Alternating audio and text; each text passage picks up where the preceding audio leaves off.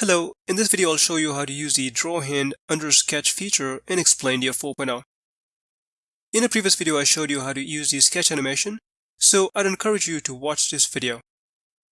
So I've got a project open here with a few scenes.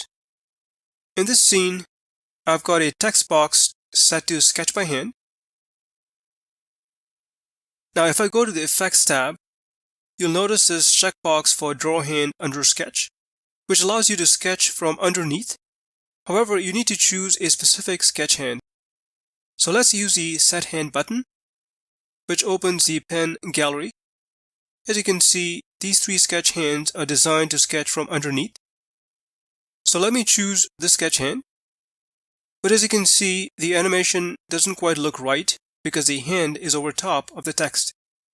So by checking this checkbox, you can see that the animation now looks right because it's sketching from underneath. So this is another useful way to use a sketch animation. Well, that's it for now. I'll see you in the next video.